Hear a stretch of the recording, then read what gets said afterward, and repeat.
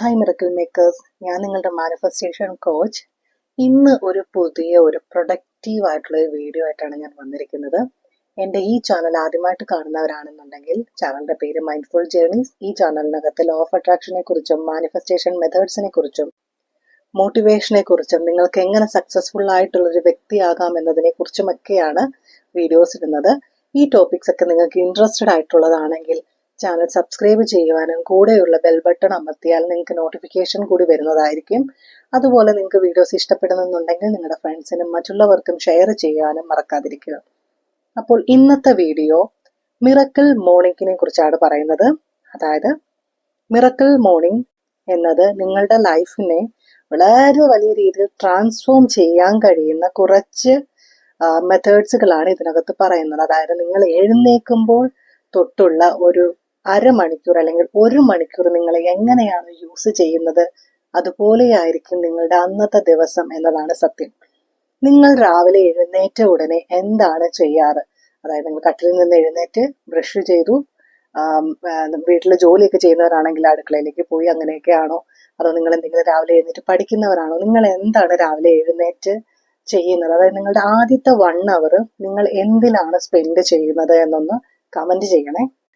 നമ്മളുടെ ലൈഫിന്റെ വളരെയധികം ട്രാൻസ്ഫോം ചെയ്യാൻ കഴിയുന്ന ഒരു ഒരു പ്രാക്ടീസ് ആണെന്ന് പറയാം ഈ മിറക്കിൾ മോർണിംഗ്. ഇതിനകത്ത് 6 ഘടകങ്ങളാണുള്ളത്. സേവേഴ്സ് എന്ന് പറയാം. SAVERS.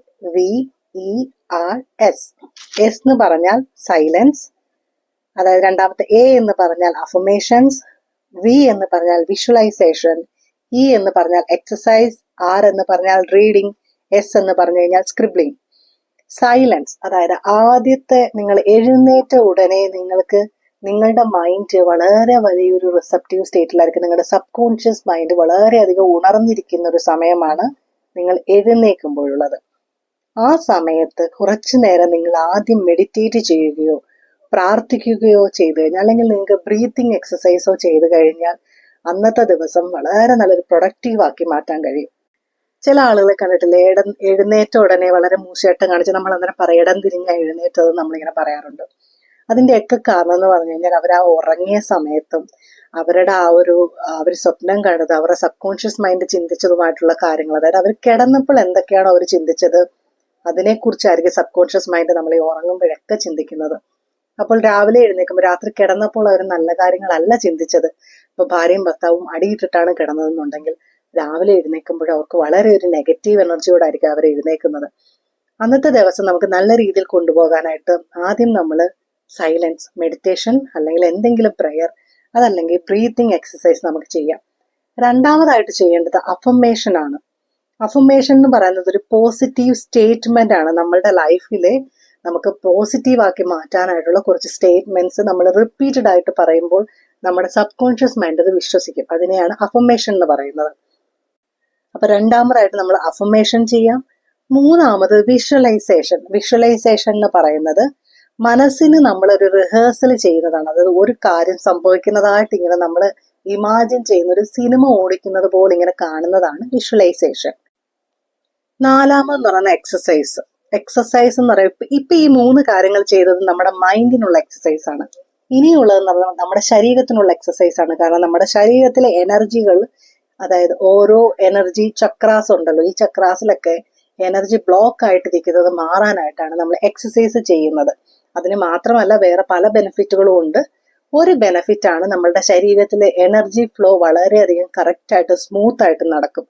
അപ്പോൾ നിങ്ങൾക്ക് അടുത്തതായിട്ട് എക്സസൈസ് ചെയ്യാം. വലിയ കാര്യമായിട്ടൊന്നും ചെയ്തില്ലെങ്കിലും എന്തെങ്കിലും ചെറിയ യോഗയോ സ്ട്രെച്ചിങ്സോ അല്ലെങ്കിൽ നിങ്ങൾക്കൊന്ന് നടക്കാൻ പോകുവാനോ ചെയ്യാം. അടുത്തതായിട്ട് റീഡിങ്.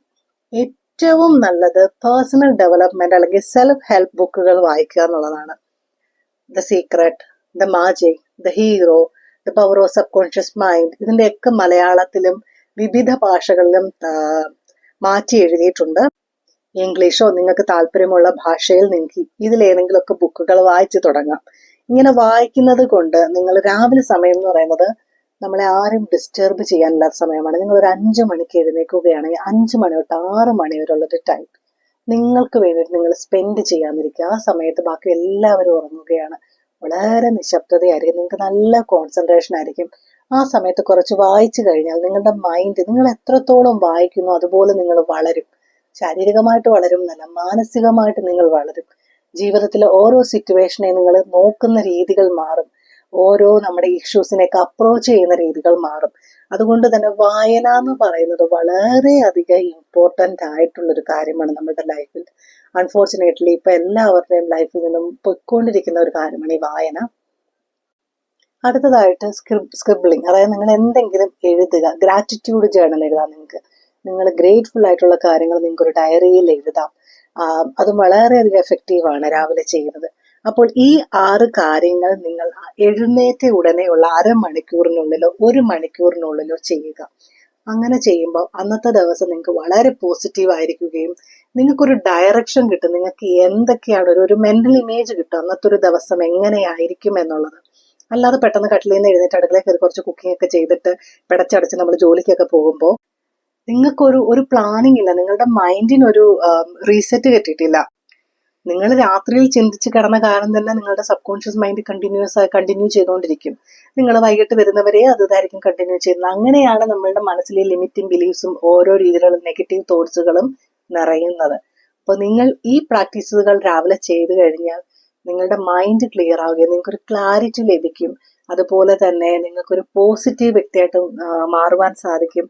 ഒരുപാട് സക്സസ്ഫുൾ ആയിട്ടുള്ള വ്യക്തികൾ പ്രാക്ടീസ് ചെയ്യുന്ന ഒന്നാണ് ഈ മിറക്കിൾ മോർണിംഗ് എന്ന് പറയുന്നത്. നിങ്ങളുടെ മോർണിംഗിനെ മിറക്കിൾ ആക്കുവാൻ, നിങ്ങളുടെ ലൈഫിനെ മിറക്കിൾ ആക്കുവാൻ നിങ്ങളും ഈ 6 സ്റ്റെപ്പുകൾ ഫോളോ ചെയ്ത് നോക്കുക. ഇത് ഓൾറെഡി നിങ്ങൾ ചെയ്യുന്നവരാണെന്നുണ്ടെങ്കിൽ കമന്റ് ബോക്സിൽ പറയുക. എത്ര പേരാണ് ഇതൊക്കെ ചെയ്തുകൊണ്ടിരിക്കുന്നത്?